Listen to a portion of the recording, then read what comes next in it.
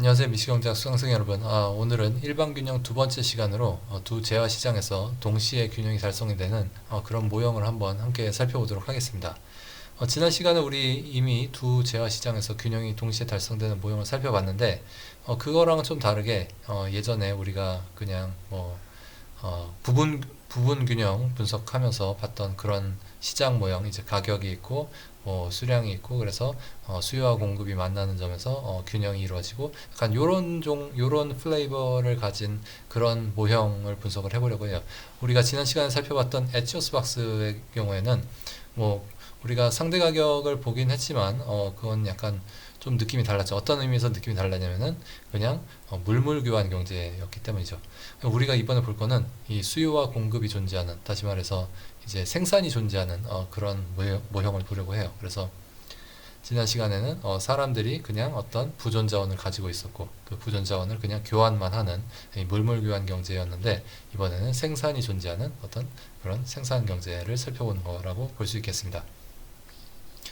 그래서 우리가 그거를 살펴보려고 하는데, 사실 여기서 두 재화 시장이라고는 했지만 사실은 시장을 하나 더 고려를 하는 거예요. 근데 그거에 대해서는 좀 다음 시간에 좀 더 자세히 말씀을 드리도록 하겠습니다. 근데 여기서 하나를 더 고려한다는 건 뭐냐면은 사실은 화폐 시장도 하나 더 있는 거예요. 그래서 이, 이 재화 시장과 화폐 시장이 있는데, 화폐 시장에서의 어떤 균형은 자연히 달성이 된다. 그런 거를 깔고서 그 다음에 이제 재화 시장에서 어떻게 균형이 달성이 되는지 이제 요거를 살펴보는 거라고 보시면 되겠어요.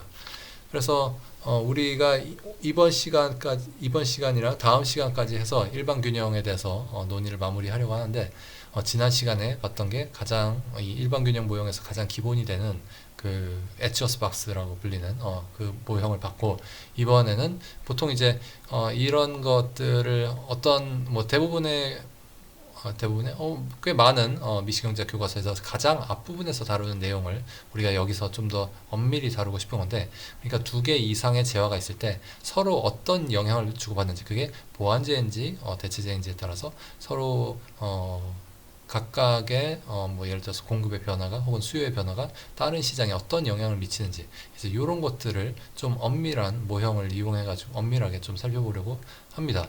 그래서 이번 시간에는 그렇게 재화 시장 간의 어떤 영향, 이런 걸 살펴보고, 다음 시간에는 이제 노동 시장, 그러니까 요소 시장과 재화 시장 간의 어떤 상관관계. 그래서 우리가 이미 이 요소 시장에 대해서 얘기를 하면서 어느 정도 좀 얘기를 하긴 했어요. 왜냐면 제가 요소 시장을 얘기를 할 때 뭐라 그랬었냐면은, 요소 수요나 이런 것들은 어떻게 보면 좀 데리버티브하다 그랬어요. 데리버티브한 수요고 뭐 그렇다 그랬는데, 그게 무슨 얘기였냐면은, 예를 들어서 어떤 재화 A가 있는데 그 재화 A를 생산하기 위한 어떤 노동 수요라든지 자본 수요는 그 재화 A의 수요가 어떤지에 따라서, 거기에 따라서 좀 데리버티브하게, 그러니까 좀 파생적으로 생기는 그런 수요라는, 노동 수요 같은 거는.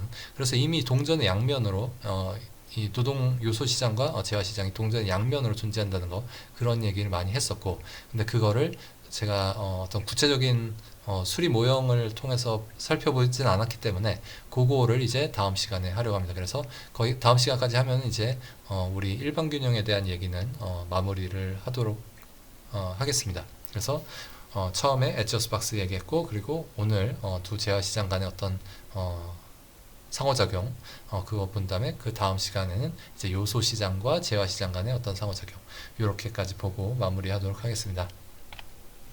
그래서 일반균형이 뭔지 지난 시간에 이미 말씀을 드렸지만 다시 한번 간단히 정리하고 넘어갈게요. 그래서 둘 이상의 시장, 뭐 아주 많을 수도 있죠. N개의 시장, 뭐 한꺼번에 고려해서 그들 사이의 상호작용을 파악하고, 그리고 과연 우리 초기에는 사실 이게 요새는 그렇게 연구하는 사람들이 많지 않긴 한데 1970년대 이전까지는 굉장히 연구하는 사람들이 많았어요. 그래서 이 일반균형 연구하는 사람들의 가장 초유의 관심사는 그때 뭐였냐면은, 과연 균형이 존재하는가. 이게 그냥 얼핏 보기에는 그래, 그냥 시장 하나 딱 떼놓고 봤을 때 우리 부분균형 분석에서 보면은 어떤 뭐 수요 함수가 존재하고 공급 함수가 존재하면은 그 둘이 만나는 점에서 어떤 균형이 존재한다. 그거 되게 쉬웠어요. 근데 과연 여기서 의문은, 굉장히 많은 그 시장들이 존재할 때 그 시장들이 동시에 균형이 달성되는 게 가능한가? 요게 일단 한 가지 큰 의문이었는데 그거를 이제 해결을 했죠. 그래서 그 50년대에 뭐 케네스 에로랑 뭐 제랄드 두브르 이런 사람들이 그런 것들을 다 증명을 하고 뭐 이런저런 결과들을 많이 냈어요. 그래서 그런 균형의 존재 이런 것들이 좀 중요한 거였고, 근데 우리가 이런 일반 균형을 공부를 할 때 우리의 주된 관심사는 뭐냐면은 보통 시장들이 그냥 다 개별적으로 따로따로 존재해서 그냥 진공 상태에 존재하는 게 아니라 서로 어떤 영향을 주고받는다는 거죠. 그래서 둘 이상의 시장을 한꺼번에 고려했을 때 그들의 상호작용, 그러니까 그게 뭐 보완제인지 대체제인지에 따라서 과연 한 시장의 변화가 다른 시장에 어떤 영향을 미치는지 이런 것들을 한번 전반적으로 살펴보고 싶은 겁니다. 그게 오늘의 주제예요. 그리고 이 초기에 이 일반 균형 연구를 할 때는 보통 경쟁 시장을 많이 고려를 했어요. 왜냐면은 이게 아까 말씀드린 것처럼 1970년대 이전까지 굉장히 많이 연구가 됐었고 70년대 이후에는 경쟁이 굉장히 많이 바뀌어서 어떤 이 뭐였죠? 어떤 불완전 정보라든지 어떤 게임 이론을 이용한 분석 이런 것들이 많이 등장을 하고 그게 완전히 이제 경제학을 휩쓸게 됐는데 70년대 이전까지 일반 균형을 연구를 하던 요 시기에는 사실 게임 이론을 이용해서 어떤 과점 시장을 분석한다든지 이런 것들이 좀 덜 발달된 상태였어요. 그래서 그 전까지의 어떤 이 시장 분석, 경제학 분석은 보통 이제 경쟁 시장, 그러니까 그냥 우리가 보통 보는 어떤 사람들이 프라이스 테이커, 그러니까 가격을 주어진 것을 받아들이는 그런 사람들이고 다 그냥 가격을 주어진 것을 받아들이는 상태에서 자신의 효용만 극대화하고 뭐 자신이 어떤 가격에 영향을 미치려고 어떤 행동을 한다든지 그런 건 전혀 없는 그런 것들만 고려를 주로 했어요. 그래서 우리가 볼 것들도 다 이제 어떤 경쟁 시장, 그러니까 사람들이 가격을 다 주어진 것으로 받아들이는 그런 가정 하에서 사람들의 행동을 분석을 하는 거죠. 근데 이제 요것만 가능한 건 아니에요. 그래서 사실 과점 시장이 여러 개가 있고 그 과점 시장 사이에 어떤 상호작용 그런 거를 분석을 할 수도 있어요. 아니면은 뭐 한 시장은 과점 시장이고 다른 시장은 독점 시장이고 한 시장은 과점 시장이고 다른 시장은 경쟁 시장이고 뭐 요렇게 돼 있을 수도 있죠. 그런 것들 다 할 수 있지만 우리가 이번에 볼 거는 이제 다 경쟁 시장이에요. 그리고 우리가 하고 싶은 거는 재화 시장 간의 어떤 상호작용이나 재화 시장, 요소 시장 사이의 상호작용을 파악해서 어떤 이 큰 거시경제 규모에서의 어떤 작동 이런 것들을 이해하고 싶은 게 이제 이런 일반 균형을 분석하는 거의 목적 중에 하나고요. 그래서 이 우리가 보통 거시경제학에서 배우는 모형들은 대부분 이제 일반 균형 모형이죠. 전부라고 해도 좋을 것 같아요. 전부 일반 균형 모형인데 특히 어떤 특징이 있는 일반 균형 모형이냐면은 동태적, 그러니까 동태적이라는 건 다이내믹 제너럴 이퀄리브리엄 모델이죠. 그러니까 말하자면은 어떤 시간이 들어가서 시간에 걸쳐서 어떤 의사결정을 하는 그런 일반 균형 모형을 보통 거시경제 모형에서 살펴봅니다. 그래서 거시경제학이 뭐냐? 사실 거시경제학이 뭐고 미시경제학이 뭔지 딱 구분하기가 어떤 사람, 그러니까 학생들 입장에서는 좀 쉽지 않을 수도 있는데 그게 딱 그냥 단적으로 딱 얘기를 하면은 거시경제학은 뭐냐 그러면은 동태적 일반균형 모형을 이용해서 분석을 하는 그런 경제학 분야입니다. 그러면은 거시경제학이 미시경제학보다 우월한 거 아니냐? 그러니까 뭐 그냥 기왕이면은 이제 부분 경제, 부분 시장 균형 분석을 하는 것보다는 일반 균형 분석을 하는 게 더 좋잖아요. 그게 더 현실적으로 뭐 더 맞는 걸 수도 있고. 근데 뭐 꼭 그렇게 우열이 있는 건 아니고요. 거시경제학을 하는 사람들이 무조건 짱짱맨이고 그런 건 아니고 미시경제학에서는 보다 더 다양한 이 사람들의 행동이나 어떤 시장 분석이나 굉장히 디테일들을 많이 우리가 살펴보게 되고 조금 이제 어떤 제도가 바뀜에 따라서 사람들이 어떻게 반응하고 균형이 어떻게 바뀌고 이런 것들을 뭐 예를 들어서 어떤 경매의 형태에 따라서 사람들의 어떤 비딩 스트래티지나 아니면은 그 균형 가격 이런 것들이 어떻게 바뀌는지 이런 거를 분석을 많이 하게 된다면 미시경제학에서는, 근데 거시경제학에서는 그런 디테일들을 다 빼버리고 그냥 크게 보는 거예요. 그래서 보니까 이제 뭔가 빠진 부분이 너무 이게 우리가 거시경제 너무 복잡하기 때문에 그걸 그대로 다 분석을 하기에는 사실 너무 어렵죠. 그래서 그걸 다 보지 못하기 때문에 빠진 부분이 굉장히 많고, 그렇기 때문에 사실 거시경제학은 이해하기가 어렵고, 거시경제 모형들이 되게 천차만별이고, 결론들도 천차만별이고, 어떤 학파라는 게 굉장히 강하게 되고, 그래서 어떤 사람들은 거시경제학은 과학이 아니라 종교야 라고까지 얘기를 합니다. 그래서 거시경제학은 사실 어떤 의미에서는 발전이 많이 된 것처럼 보이지만, 다른 한편으로는 제대로 맞는 게 없고 뭐 발전이 덜 된 것처럼 그렇게 보이기도 합니다. 그래서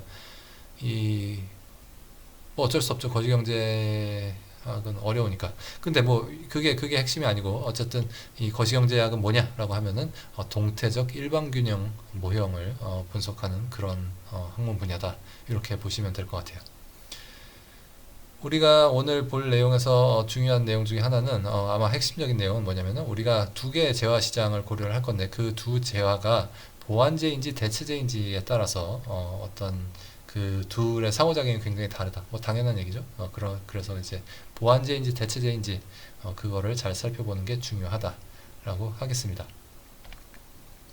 그래서 오늘 우리가 볼 모형, 이제 앞에서 우리가 좀 비슷비슷한 거 많이 했는데, 여기서는 좀 더, 그러니까 그냥 구체적으로 손에 잡히는 어떤 모형을 가지고 이 뭐 그냥 경제 원론이라든지 아니면 다른 데서 뭐 보는 그런 수요 공급 그런 모형을, 특히 이제 어떤 여러 개의 시장이 있을 때 수요 공급 분석을 해서 서로 어떤 영향을 주는지, 그거를 조금 더 엄밀하게 살펴보는 거라고 생각하시면 되겠어요. 그래서 두 개의 재화 X, Y가 있고, 대표 소비자의 효용함수는 이렇게 주어져 있습니다. 제가 여기 대표 소비자라고 했는데, 이게 영어로는 representative consumer예요. 그러니까 어떤 식의 생각을 하는 거냐면은, 소비자들이 다 대충 다 비슷비슷한 거예요. 뭐 극단적인 경우로 이제 소비자들이 딱 한 가지 종류의 소비자만 존재해요. 소비자들이 여러 명이 있더라도 그냥 그 사람들의 효용이 다 똑같은 거예요. 그래서 그 누군가의 그냥 효용함수를 딱 뽑으면 이렇게 생겼다는 거예요.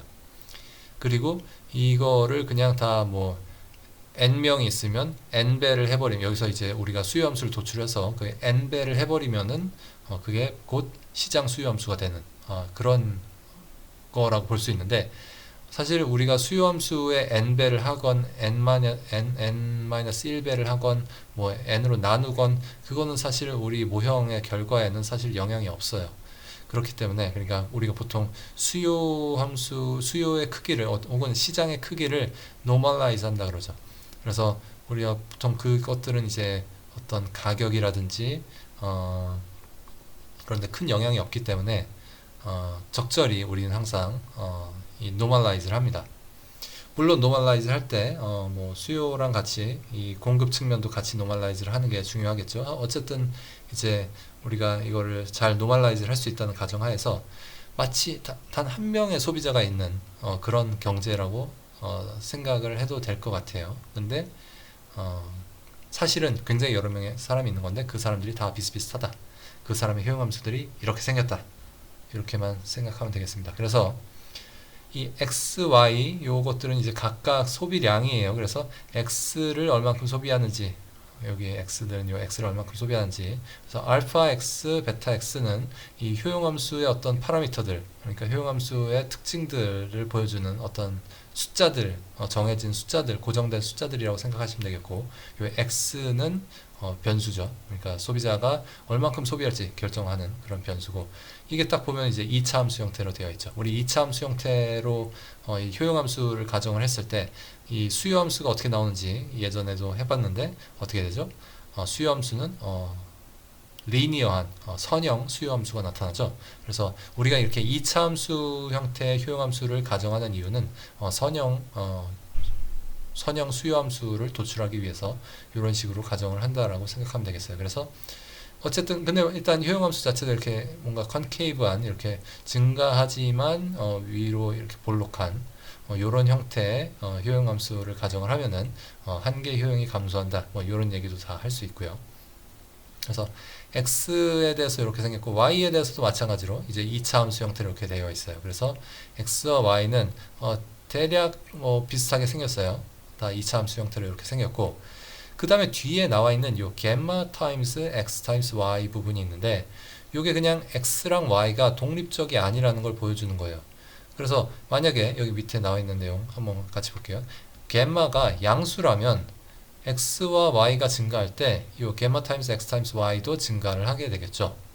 그래서 이 x, y 둘 중에 아무거나 증가해도 이제 요 텀 gamma times x times y는 증가를 하는데, 더 중요한 건 여기서 우리가 사실 우리한테 더 중요한 거는 그냥 이 효용 수준이 증가한다 요거뿐만 아니라, 더 중요한 거는 이 y가 클 때, 예를 들어서 y가 클 때 x에 대해서 더 빨리 증가하는 거예요. 그러니까 말하자면은 어떤 이 보완성이 존재를 하는 거죠. 그래서 y를 많이 소비하고 있을 때, 그때 x를 조금 더 소비하면은 그때 효용이 더 빨리 증가한다. 그러니까 이 둘 사이에 어떤 보완제 같은 성격이 있는 거예요. 그래서 y를 이미 많이 소비하고 있다면은, 그러니까 y를 적게 소비할 때 비해서 y를 더 많이 소비할 때 x의 요걸 x로 미분을 하면 x의 한계 효용이랄까요? x의 한계 효용이 더 높아요. 그러니까 x를 조금 더 증가시켰을 때 효용이 더 많이 증가하게 되는 거죠. 그러니까 예를 들어서 뭐 우리가 생각하는 보완제 같은 게 보통 이런 특성을 가지고 있을 텐데, 뭐 예를 들어서 나초랑 어떤 살사를 생각을 해보면, 뭐 살사가 많이 있을 때 나초가 더 있으면은 조금 더 효용이 많이 증가를 할 것 같고, 뭐 그 반대도 마찬가지겠죠. 나초가 많을 때 살사가 많으면은 더 뭐 효용이 많이 증가하고.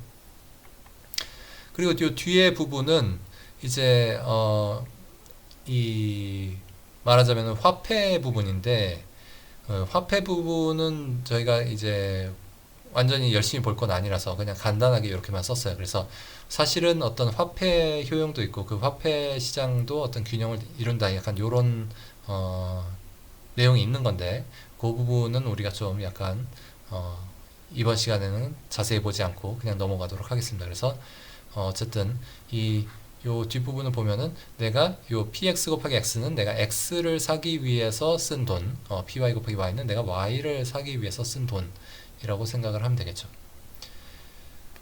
그리고 갯마가 음수라면, 이제 갯마가 양수일 때 아까 얘기했고, 갯마가 음수라면은 아까 얘기했던 게 이제 반대가 되겠죠. x와 y가 증가할 때 갯마 타임스 x 타임스 y는 감소하게 되겠고, 그래서 더 중요한 거는 y가 클 때 x에 대해서 더 빨리 감소하게 된다는 거죠. x가 증가했을 때 이 갯마 타임스 x 타임스 y가 더 빨리 감소한다.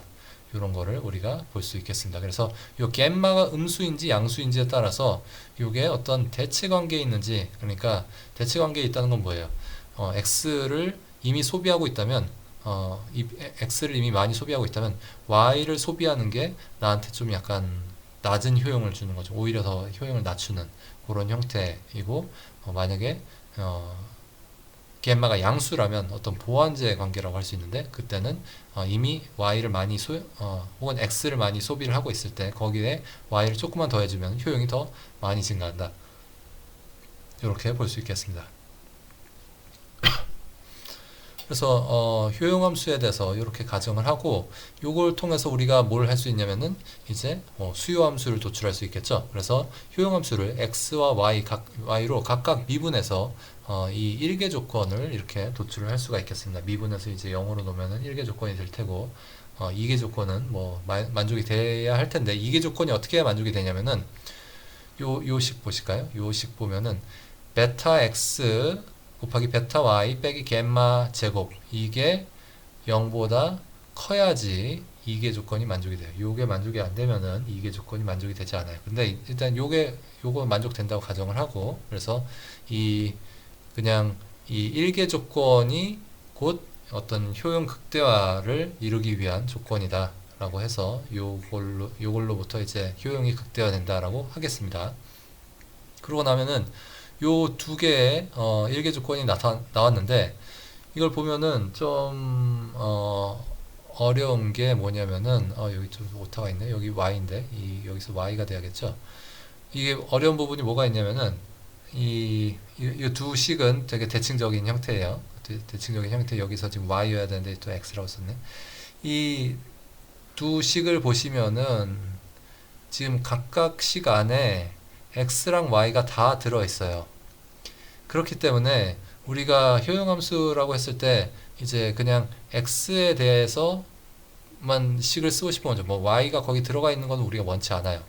그래서 요거를 그냥 각각을 따로 방정식을 풀면 안 되고 이걸 연립해서 풀어야겠죠. 연립해서 이 방정식을 풀면은 요렇게 아래와 같이 이 수요함수를 도출할 수가 있어요. 그러면 이제 왼쪽에는 그냥 x만 놓고 요 오른쪽에는 다른 어떤 파라미터들, 그러니까 파라미터들은 어떤 고정된 숫자들이 주어진 숫자들이고 그 다음에 px, py가 들어가 있어요. 그러니까 이 가격에 대해서만 이제 이렇게 수요함수를 쓸 수 있게 된 거죠. 그러니까 수요함수는 x의 수요는 x의 가격과 y의 가격의 함수로 표현할 수 있다. 그리고 y의 수요도 마찬가지죠. y의 가격과 x의 가격의 함수로 y의 수요를 표현을 했어요. 그래서 이렇게 표현을 하고 보니까 어떤 걸 알 수 있냐면은 제가 아까 뭐라 그랬었냐면 베타 x 곱하기 베타 y 빼기 갬마 제곱이 0보다 크다 라고 가정을 한다라고 했죠. 이게 아니라면 2개 조건이 만족이 되지 않아서 우리가 얘기하고 있는 이런 1개 조건들, 수요함수들 이것들 다 무의미하게 돼요. 그래서 우리가 이걸 할 때 1개 조건을 이용해서 효용이 극대화된다라는 게 있어야지 이제 이런 식으로 우리가 요걸 풀 수 있는 거니까 어쨌든 그래서 베타 x 곱하기 베타 y 빼기 갬마가 0보다 크니까 요 지금 수요함수 요 두식 다 좀 대칭적으로 생겼는데 분모가 다 베타 x 곱하기 베타 y 빼기 갬마 제곱인데 얘네들이 다 0보다 커요. 그러니까 말하자면은 갬마가 너무 크지 않은 거예요. 갬마가 너무 커버리면은 이 두 재화 간의 어떤 상호작용이 너무 커서 오히려 이게 우리가 효용 극대화가 잘 안 되는 그런 형태가 돼버려요. 그러니까 갬마가 너무 커버리면은 상호작용 부분이 너무 커서 그냥 x가 x 그 자체로 수요 함수를 어떤 그러니까 가격과 수요 간의 어떤 관계를 도출할 수 있는 게 아니라 그냥 y가 조금 증가해 버리면은 그냥 x의 수요가 너무 많이 증가해 버리는 거예요. 그러니까 이 서로 연관성이 너무 커버리면은 좀 안정적인 수요 함수 형태가 나오지 않아요. 사실 그 전에 사실은 그 효용 극대화 자체가 불가능해요. 이 효용 극대화를 하려면은 이 우리가 어떻게 돼요? 어떤 뭐 오브젝티브 펑션을 맥시마이즈 하려 그러면은 어떤 그 오브젝티브 펑션 자체가 이렇게 포물선 형태 비슷하게 생겼어야 되잖아요. 그래서 어떤 극대점이 존재해야 되는데 이 갬마가 너무 커버리면은 그런 점이 존재하지 않아요. 그냥 x랑 y를 적절히 높이면은 그냥 효용이 막 무한대까지 막 증가해버리는 그런 문제가 발생을 합니다. 그렇기 때문에 우리가 갬마가 좀 작다고 생각을 하는 거죠. 그러니까 x와 y 사이의 관계가 존재하지만 그렇게 다른 것들을 도미네이트 할 정도로 그러니까 x 자체의 어떤 그런 한계 효용이 감소하는 거를 다 엎어버릴 정도로 그걸 뒤집어 버릴 정도로 강하진 않다. 그런 가정입니다. 그러니까 이건 다시 한번 말씀드리면은 x가 한계 효용이 감소하고 y의 한계 효용이 감소해야 되는데 그거를 뒤집어 버릴 정도로 갬마가 크면 안 된다. 갬마가 너무 커버리면은 그걸 뒤집어 버릴 수도 있거든요. 그래서 그 경우에는 이제 우리가 이 효용 극대화 자체를 할 수가 없어요. 이 효용 극대점 자체가 존재하지가 않아요. 그래서 요걸 가정을 합니다. 그래서 요 분모가 지금 다 양수예요. 분모가 다 양수라는 걸 보고 그래서 이제 x의 수요를 보면은 알파 x 곱하기 베타 y 더하기 알파 y 타임스 갬마 이렇게 돼 있는데 요 앞부분은 지금 다 그냥 파라미터예요. 그래서 요거까지 다 분모랑 다 묶어서 어떤 그냥 숫자 하나라고 생각을 해버릴 수 있겠죠. 그 다음에 또 요 뒤에 보면 px, py가 있는데 이 px에 베타 y가 곱해져 있고 그리고 앞에 마이너스가 있으니까 가격이 x의 가격이 증가하면은 x의 수요는 감소하게 될 거고 py에 대해서는 갬마가 붙어 있는데 갬마는 뭐 이제 양수일 수도 있고 음수일 수도 있다고 했어요. 그래서 갬마가 예를 들어서 양수라면 갬마가 양수면 어떻게 되죠? 이게 py가 증가하면은 x의 수요가 감소해요. dx가 감소해요. 다시 이 갬마가 양수라면은 py가 증가하면은 dx가 감소해요. y의 가격이 증가하면은 x의 수요가 감소해요. 그거는 이제 서로 보완제 관계라는 거고 그리고 갬마가 음수라면은 이제 대체제 관계가 되겠죠. 그리고 그런 식으로 우리가 이걸 식을 이해할 수 있고, 이 dy는 좀 대칭적이니까 dx랑 거의 비슷하게 이해를 할 수가 있겠고요. 그 다음에 이제 겜마가 0인 경우도 우리가 생각해 볼 수 있는데, 겜마가 0인 경우도 하나 좀 의미 있는 경우일 텐데, 겜마가 0이면 어떻게 되냐면은 요 dx만 놓고 보면은 겜마가 0이면은 그냥 y에 대한 것들이 다 없어져요. 그러니까 py도 없어지고 뭐 y 관련된 어떤 그런 파라미터들, 뭐 알파 y든 베타 y든 걔네들 다 없어지고 그냥 이 독립적이 돼버리죠. 그러니까 이 만약에 겜마가 없다면은 x랑 y는 그냥 독립적인 어떤 그런 수요 체계예요. 다시 우리가 이 효용함수로 돌아가서 겜마가 0이라면 이 겜마가 0이라면 x랑 y는 그냥 독립적인 수요 체계예요. 그냥 서로 영향이 없어요. 그래서 x를 얼마큼 소비하든지 y의 효용에는 상관이 없고, 그러니까 y를 통한 효용에는 상관이 없고, y를 얼마큼 소비를 하든지 x를 통한 효용에는 상관이 없어요. 겜마가 0이라면. 하지만 겜마가 0이 아니라면 그 둘이 어떤 영향이 있게 되겠죠. 그래서 그거에 따라서 이제 뭐 x와 y가 보완제가 될 수도 있고 xy가 대체제가 될 수도 있습니다. 근데 우리가 지금 이 수요함수를 보면은 뭐 그냥 선형함수인 건 알겠어요. 지금 px, py가 그냥 1차 함수로 이렇게 들어있으니까 선형함수인 건 알겠어요. 그건 좋은 거죠. 선형함수 우리가 다루기 쉬우니까. 근데 이 뭐 알파, 베타에서 너무 그냥 지저분해. 그러니까 표기 용이성을 위해서 다음과 같이 표기를 하도록 하겠습니다. 그래서 앞에 있는 부분, 이 파라미터들, 이 앞에 있는 파라미터들은 다 묶어가지고 그냥 ax라고 하고, 그 다음에 이제 베타 y 나누기 요 분모 베타 x 곱하기 베타 y 빼기 겜마 제곱 요거를 묶어서 이제 bx라고 하고, 그 다음에 이제 요 겜마 부분은 그냥 c라고 하겠습니다. 여러분 보시면 아시겠지만 요 앞에는 ax고 bx인데 뒤에는 c예요. 그냥 그러니까 x가 아닌 거죠. 요 뒤에 요 y 수요함수에서도 ay, by인데 c는 그냥 c죠. 왜 그러냐면은 지금 x랑 y랑 상관없이 다 똑같으니까. 그래서 이 subscript 없이 그냥 c라고 적었습니다. 이 부분균형 모형에서 우리가 부분균형 모형을 가지고도 요런 얘기들 많이 할 수 있잖아요. 뭐 대체제가 어떻고 보완제가 어떻고 각각의 시장 균형에서 어떤 영향이 있고, 이런 얘기들을 우리가 요런 식까지 다 써보지 않고서도 할 수 있고, 많은 미시경제학 교과서나 아니면은 미시경제 원론 시간에 그런 얘기들을 많이 하는데, 사실 그거랑 여기서 다른 건 뭐냐면은 우리가 요 py 요 뒤에 c 곱하기 py, c 곱하기 px 요 부분을 고려를 함으로써 이 추가적인 어떤 일반균형 영향까지 우리가 함께 볼 수 있게 돼요. 이 부분균형 모형에서는 혹은 아니면은 우리가 앞에서, 그러니까 보통 미시경제학 교과서의 제일 앞부분에 나오는 어떤 공급 수요 모형, 거기서는 이제 이 c 곱하기 py 요 부분을 ax랑 함께 묶어가지고 그냥 절편 취급을 하고 그냥 거기서 끝이죠. 근데 일반 균형 모형에서는 그게 끝이 아니라 이 여기서는 예를 들어서 뭐 py가 바뀌었어요. 그러면 그걸로 인해서 px가 어떻게 바뀌고, px가 바뀌어서 다시 py가 어떻게 바뀌고, py가 바뀌어서 px가 바뀌고, px가 바뀌어서 py가 바뀌고, 이런 식의 뭔가 계속적인 상호작용이 존재하고, 그런 거를 우리가 이 py, c 곱하기 py 혹은 c 곱하기 px를 이렇게 명시적으로 고려를 함으로써 그런 추가적인 상호작용들, 그런 것들을 우리가 함께 살펴볼 수가 있습니다.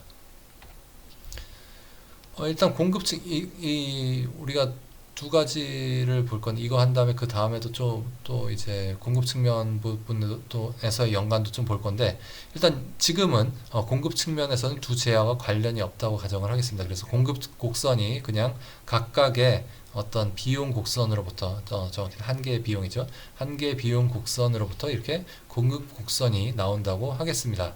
그래서 이 공급 곡선은 공급곡선 어떻게 도출하는지 기억나시죠? 우리 지난 시간에 했던 거 기억 안 나면 지난 시간에 했던 거 다 다시 돌아가가지고 한번 보시기 바래요. 이윤 극대화를 해서 공급곡선이 도출하는데, 공급곡선은 다름 아닌 한 개의 비용곡선이라고 했었죠. 그래서 이렇게 선형 형태로 한 개의 비용곡선 혹은 공급곡선이 이렇게 나온다고 하겠습니다. x제, y제에 대해서. 그 다음에 이제 수요곡선, 좀 전에 보여드렸던 거 다시 적었고요. 그래서 요 지금 4개의 방정식이 있는데, 4개의 방정식이 한꺼번에 이 방정식을 한꺼번에 풀면은 우리가 이 두 개의 시장에서의 균형 가격을 한꺼번에 찾을 수 있게 되겠죠. 균형 가격과 균형 수량을 한꺼번에 찾을 수 있게 될 텐데, 이거를 그냥 각각을 풀면은 어떻게 되는지 생각을 해보죠. 그냥 만약에 우리가 이 네 개를 한꺼번에 풀면은 이제 우리가 그걸 일반 균형을 찾을 수 있겠지만, 이거를 한꺼번에 한 번에 하지 말고 두 단계에 걸쳐서 해보고 싶어요. 무슨 얘기냐면은 일단 부분 균형을 먼저 찾고 그 다음에 일반 균형으로 나아가려고 해요. 부분 균형 어떻게 찾죠? 예를 들어서 X 시장의 부분 균형은 이 X제의 수요와 X제의 공급이 일치한다 라고 해서 이 방정식 두 개를 함께 풀면 되겠죠. 그리고 그 다음에 Y제 시장에서는 Y제의 공급과 Y제의 수요가 일치한다, 이렇게 해서 이 방정식들을 풀면 될 텐데, 일단 이 방정식들은 다 풀 수 있죠. 왜냐면 지금 방정식이 4개고 미지수가 4개죠. 미지수는 X와 Y, 지금 얘는 SX, SY, DX, DY 했으니까 뭐 되게 변수가 많은 것 같지만, 사실은 얘네들 그냥 다 X라고 해도 되고 Y라고 해도 되는 거죠. 지금 이걸 굳이 수요랑 공급이 다르다라는 걸 표현을 하려고 이렇게 적었지만, 사실은 얘네들 그냥 다 수량이니까, 그런 의미에서 지금 X, Y 이 두 개의 변수가 있고, 그 다음에 PY, PX, 그러니까 두 개의 가격이 있고, 그래서 네 개의 unknown, 네 개 부정, 네 개의 변수가 있고 네 개의 방정식이 있으니까 이걸 풀 수 있죠. 근데 제가 뭐라 그랬냐면은 X 시장의 부분 균형 먼저 찾고, 그 다음에 Y 시장 부분 균형 먼저 찾고, 그 다음에 두 개를 합쳐서 일반 균형을 찾아보려고 합니다. 그래서 이런 식으로, 그래서 먼저 요 위의 식은 어떻게 찾은 거냐면은 X 시장에서의 부분 균형을 찾은 거예요. X 시장에서의 X제의 수요와 X제의 공급이 같다라고 하고서 그 방정식을 PX로 풀었어요. PX에 대해서 풀었어요. PX에 대해서 풀으니까 이게 어떻게 나왔냐면은 PX를 PY의 함수로, 그러니까 X의 가격을 Y의 가격의 함수로 표현할 수 있게 됐어요. 이렇게 X를 PX를 Y의 함수로, PY의 함수로 이렇게 표현할 수 있게 되고, PY도 마찬가지로 PX의 함수로 이렇게 표현을 할 수 있게 되겠죠. 그래서 얘네들 각각을 마치 우리가 게임 이론이나 과점 시장, 뭐 예를 들어서 쿠르노 베르트랑 이런 거, 우리가 그런 모형들 볼 때 이 최적 반응 (best response function) 그렸던 것처럼 요 PX, PY 평면 위에, PX, PY 평면 위에 이 식들을 한번 그려보려고 해요. 얘네들 다 선형 함수니까 다 선형 형태인데, 지금 C가 포지티브냐 네거티브냐에 따라서, 이 C가 양수냐 음수냐에 따라서 이 기울기가 달라질 것 같아요. 먼저 C가 양수인 경우, 그러니까 다시 말해서 X와 Y가 보완제인 경우 먼저 살펴볼게요. X와 Y가 보완제라면은 요 지금 기울기가 음수가 되죠. 요 식에 여기 지금 마이너스가 붙어 있고, C가 양수니까 죄송합니다. PX랑 PY 사이에 음의 관계가 존재해서 이렇게 기울기가 우하향하는 음의 형태로 나타날 거예요. 그래서 PX를 PY의 함수로 나타내서 그려보면은 요 파란 선처럼 그려질 거고, 그리고 PY를 PX의 함수로 표현을 하면은 이렇게 주황색 선처럼 이렇게 그려질 거예요. 그래서 요 두 선이 만나는 점이, 요 까만 점, 요런 점들이 이제 균형점이 되겠죠. 그게 이제 일반 균형점이에요. 그래서 우리가 부분 균형을 먼저 구하고 그 다음에 일반 균형을 구하는데, 이렇게 안 하고 그냥 한 번에 그냥 4개의 방정식을 한꺼번에 연립해서 다 풀어버려도 되죠. 근데 그렇게 하면 우린 이런 그림을 그릴 수는 없었겠죠. 그래서 우리가 굳이 부분 균형을 먼저 찾고 그 다음에 일반 균형으로 나아가는 거는 이런 그림을 한번 그려봄으로써 이 두 시장 간의 관계를 조금 더 눈에 띄게 한번 알아보려고 하는 거예요. 그래서 부분 시장 균형을 먼저 찾았고 그 다음에 일반 균형을 찾는데, 이제 이 먼저 X와 Y가 보완제인 경우에 이 두 시장 간 사이의 어떤 상호작용 같은 것들을 살펴보기 위해서 어떤 충격이 왔다고 해보죠. 어떤 뭔가 변화가 왔어요. 외부에서 어떤 변화가 생겼어요. 예를 들어서 dy가 감소했어요. dy가 감소했다는 건 뭐냐면은 이 공급이 y제의 공급이 감소했어요. y제의 공급이 감소해가지고 y의 가격이 상승한 거예요. 요거 한번 볼게요. 요 어디를 보면 될까요? 요 dy가 여기 있잖아요. dy가 여기 있으니까 이거는 dy가 감소하면은 dy가 감소하면은 py가 증가할 거예요. 그래서 y 가격이 상승하는데 이 dy가 감소했다는 건 무슨 뜻이냐면은 이 공급이 저기 공급 곡선 볼게요. dy가 감소했다는 거는 공급이 감소한 거예요. 그렇죠. y의 공급이 감소해서 가격이 상승했어요. y의 가격이 상승했어요. dy가 감소해서 어떤 뭐 비용상의 문제가 생겼다든지 아니면은 뭐 그래서 비용상 여기서 뭐 제일 명확하게는 비용상의 문제가 생긴 거고 아니면은 어떤 뭐 텍스 같은 게 매겨졌을 수도 있고 어쨌든 공급이 감소했어요. 공급이 감소를 하면은 이 y제의 공급이 감소하면은 y제 가격이 상승하고 y제 가격이 상승하고 y제 가격이 상승하면 어떻게 되죠? x의 수요가 감소해요. 지금 py가 증가하면은 x의 수요가 감소해서 px가 감소해요. 그러니까 지금 여기서 보면은 지금 요 점선이 요 실선으로 이동을 했다라고 생각을 해보면 py가 증가하면은 그에 따라서 x의 수요가 감소해요. 그래서 x가 그러니까 이게 지금 이 수평으로 이동하는 건 px가 변하지 않는 그러니까 그 x 시장의 변화를 고려하지 않은 변화예요. x 시장의 변화를 고려하지 않은 상태에서 px가 고정되어 있는 상태에서 py만 감소하는 게 이 수평 이동이죠. 이 수평 이동을 했어요. 그 다음에 x 시장의 반응은 뭐냐면은 x의 수요가 감소해요. 왜냐면은 xy가 보완제니까 y 가격이 상승하면 x의 수요가 감소하겠죠. 그렇기 때문에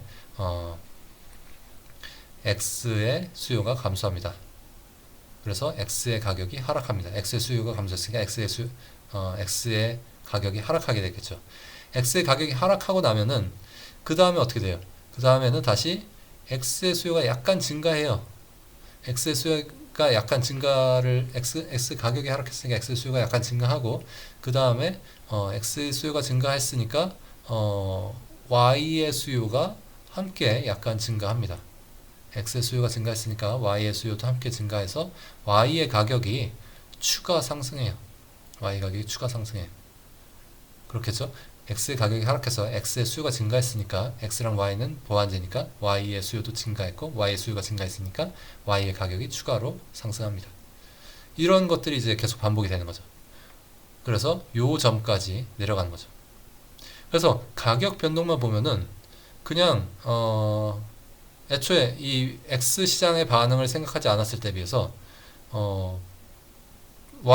PY가 더 많이 변하게 돼요. 그러니까 여기서 여기로 변할 건데 요 점까지 그냥 수평 이동을 했으면 요 점까지 변할 건데 X가 반응을 함으로써 가격이 PY가 더 많이 변해요. 요 점까지 변해요. 더 많이 가게 되죠. 더 많이.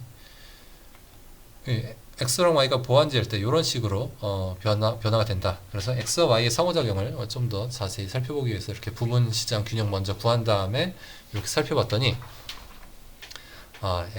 Y의 가격이 상승하면은 X의 수요가 감소해서 X의 가격이 하락하고 추가로 X의 수요가 약간 증가하고 Y의 수요가 약간 증가함으로써 Y의 가격이 추가 상승하고 기타 등등 하면서 Y의 가격이 계속 추가로 변하더라. X의 가격 변하고, 그 다음에 다시 Y 가격 변하고, 그 다음에 다시 X의 가격 변하고, 다시 Y 가격 변하고, 이런 식으로 계속해서, 이 일반 균형을 고려할 때 우리가 어떤 걸 관찰할 수 있게 되냐면, 이런 식으로 가격이, 연속해서 계속 서로 변함으로써, 어떤 효과가 더 커진다든지, 더 작아진다든지, 이런 일이 발생을 합니다.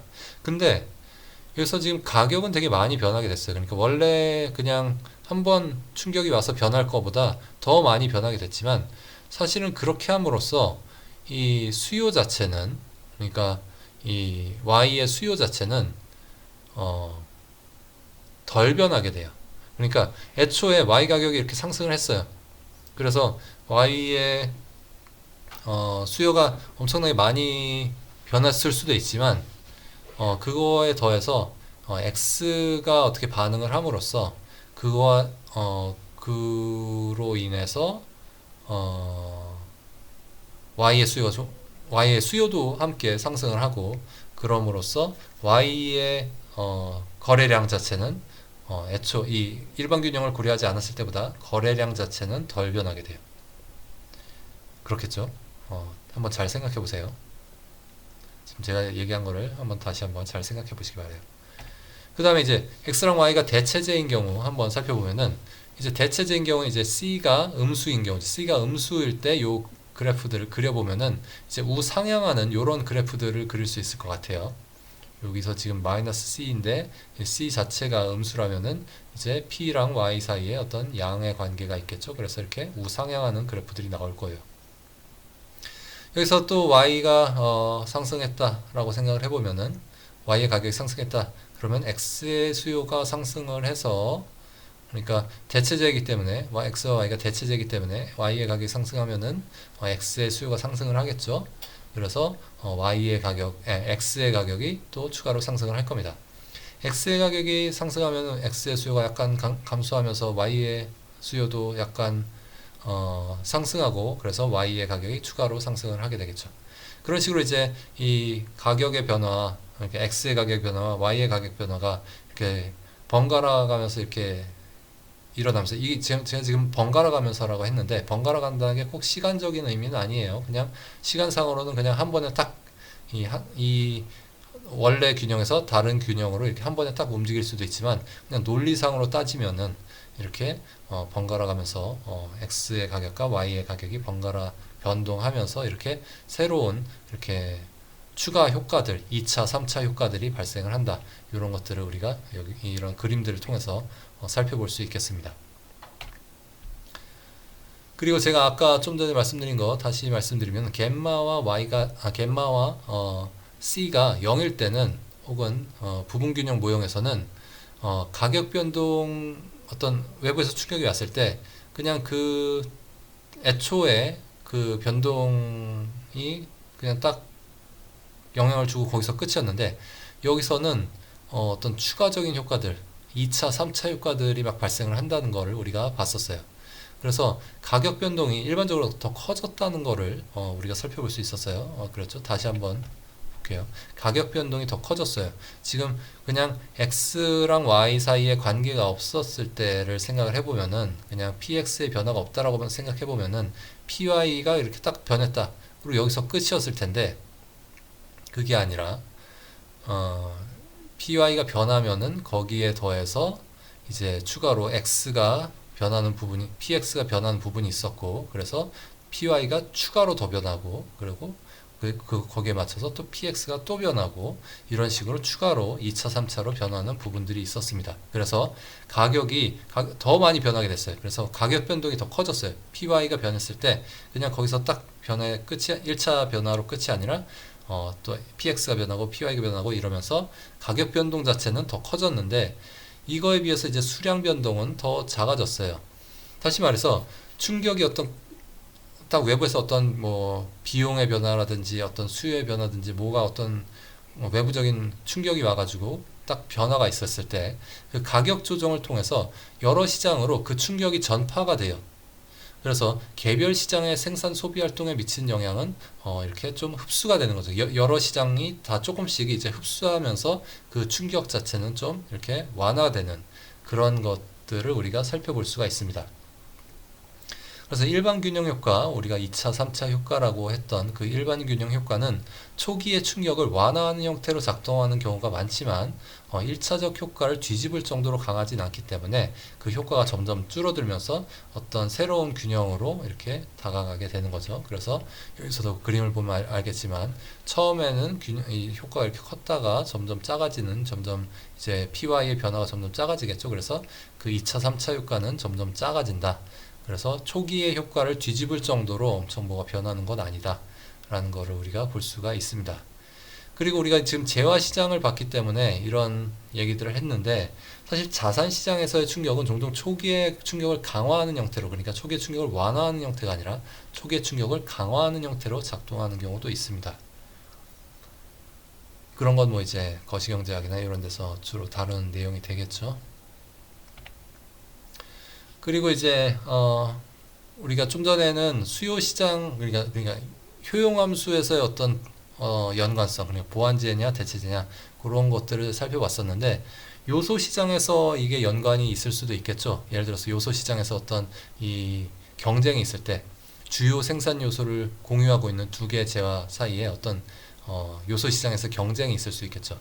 예를 들어서 어떤 특정 기술을 가지고 있는 노동력, 노동자들 아니면 그러니까 뭐 실리콘밸리에 있는 기업들이 뭐 스탠포드 졸업생들을 두고 경쟁을 한다든지 그러니까 특히 뭐 이제 굉장히 훌륭한 굉장히 똑똑한 그런 사람들을 데려가려고 막 경쟁을 하고 있을 수도 있고 그러면은 그런 경쟁들 때문에 이제 서로 이 두 재화 시장 그러니까 두 서비스든 재화든 어쨌든 그 두 얼핏 보기에는 무관해 보이는 두 개의 시장이 서로 연관이 되게 될 수도 있겠죠.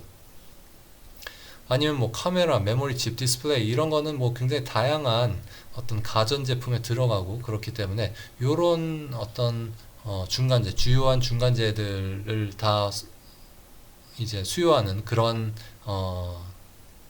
이 파이널 굿 그러니까 이런 인터미디에이트 굿을 사용하는 그런 파이널 굿들 사이에는 어떤 경쟁, 요소 시장에서의 경쟁이 있을 수가 있습니다.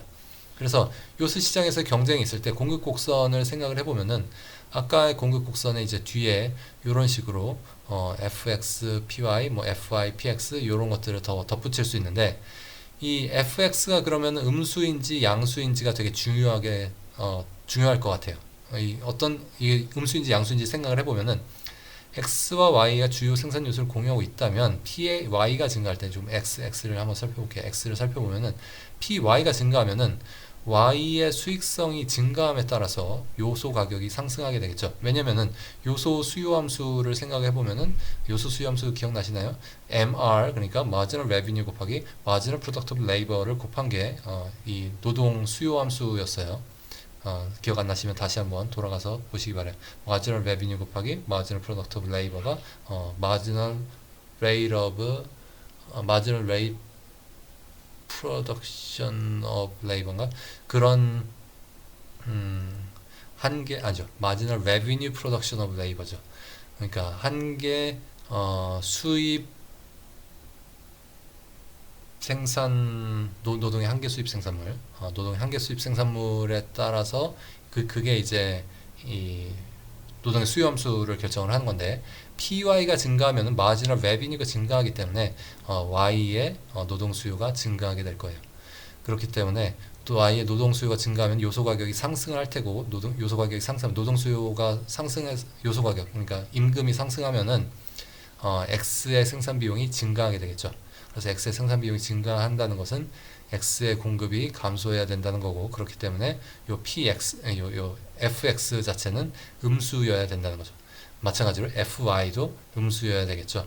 그래서 FX랑 FY가 음수다라는 거를 염두에 두고서 다 생각해 보면은 아까 봤던 그 식에서 일단 수요 곡선상 수요 함수상에 어떤 관련 없다라고 가정을 해보겠습니다. 그냥 C가 0이다라고 가정을 하고 이걸 다시 요 식을 아까 썼던 그 공급 함수와 수요 함수를 연립해 가지고 방정식을 푸는 그거를 다시 해보면은 식을 이렇게 풀 수 있어요. 요 자리에 원래 C가 있었는데 근데 그 C를 이제 F로 대체를 했고 근데 요 F 자체는 지금 음수죠. 요 F 자체는 음수기 때문에 요 지금 이렇게 요 함수들이 그러니까 px를 py 함수로 나타낸 것과 py를 px 함수로 나타낸 요 곡선들이 다 이렇게 우상향하는 이런 직선 형태로 나타날 거예요. 그래서 대체제의 경우와 유사한 결과가 나올 겁니다. 그래서 오늘 여기까지 하겠습니다. 일반 균형에서 어떤 두 재화 시장에서의 균형을 동시에 보는 그런 거를 우리 이런 엑서사이즈를 한번 해봤어요. 네, 여기까지 하겠습니다. 감사합니다.